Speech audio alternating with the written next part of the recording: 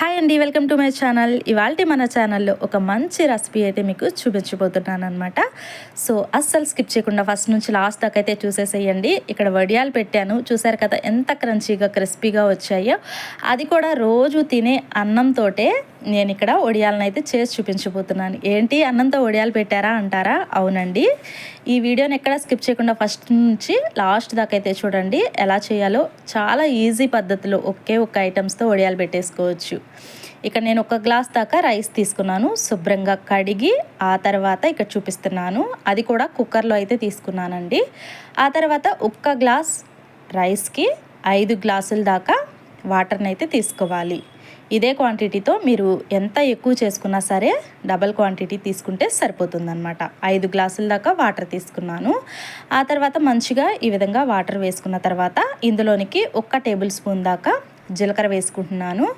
చక్కగా కుక్కర్కి ఇలా బెల్ట్ పెట్టేసి ఆ తర్వాత విజిల్ కూడా పెట్టేసి ఒక 3 విజిల్స్ వచ్చేంత వరకు ఉడికించి ఆవిరి మొత్తం కంప్లీట్గా పోయిన తర్వాత ఇక్కడ నేను మీకు చూపిస్తున్నాను.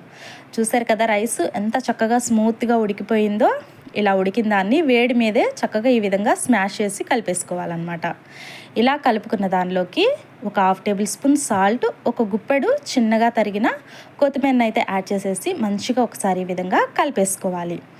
ఇలా మంచిగా కలుపుకున్న తర్వాత దీనిలో కంప్లీట్గా హీట్ తగ్గిపోయిన తర్వాత ప్లాస్టిక్ కవర్ మీద ఇక్కడ నేను వడియాలు పెడుతున్నానండి. మీరు కావాలంటే క్లాత్ మీద కూడా పెట్టుకోవచ్చు, బట్ నేనైతే ఇక్కడ తొందరగా డ్రై అయిపోతాయి.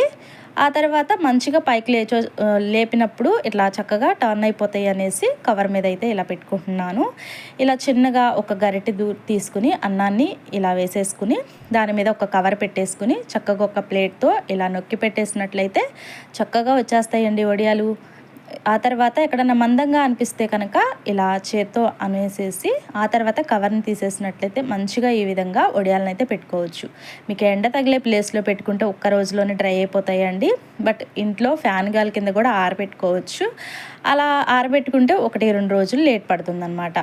ఆ తర్వాత ఒకవైపు మొత్తం ఎండిన తర్వాత రెండో వైపుకి టర్న్ చేసేసి మంచిగా రెండో వైపు కూడా పూర్తిగా ఎండిన దాకా ఎండబెట్టుకోవాలి.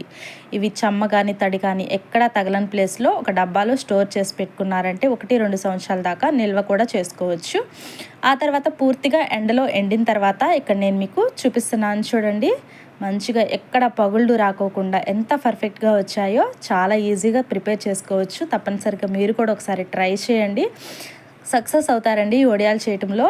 కొత్త వాళ్ళు చేసే వాళ్ళు కూడా పర్ఫెక్ట్గా చేసేస్తారు. అంత ఈజీ పద్ధతిలో ఇక్కడ నేను చేసి చూపించాను. మీరు కూడా తప్పనిసరిగా ఒకసారి ట్రై చేసి మీ ఫీడ్బ్యాక్ నాకు తెలియచేయండి. చూసారు కదా స్టవ్ మీద కళాయి పెట్టుకుని కడాయిలో డీప్ ఫ్రైకి సరిపడా ఆయిల్ తీసేసుకుని చక్కగా ఇలా అప్పడాలని వేయించేసేసుకుంటున్నానండి. ఎంత చక్కగా మంచిగా పువ్వుల్లాగా డబల్ క్వాంటిటీతో వచ్చాయో చూసారు కదా.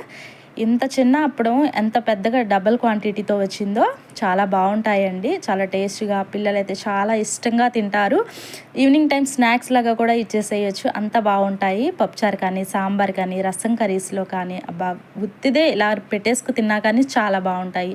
లైట్గా ఉప్పు కొంచెం కారం మిక్స్ చేసుకుని లైట్గా ఇలా స్ప్రింకిల్ చేసేసుకుంటుంటే ఎంత బాగుంటాయో. మీరు కూడా ఒకసారి అయితే ఈ విధంగా ట్రై చేయండి.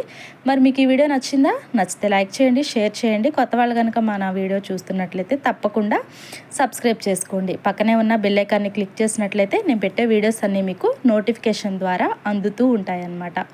చక్కగా ఇలా ఎండిన అప్పడాలన్నిటినీ ఒక డబ్బాలో స్టోర్ చేసి పెట్టేసుకున్నట్లయితే 2-3 సంవత్సరాల దాకా నిల్వ ఉంటాయి. Thank you for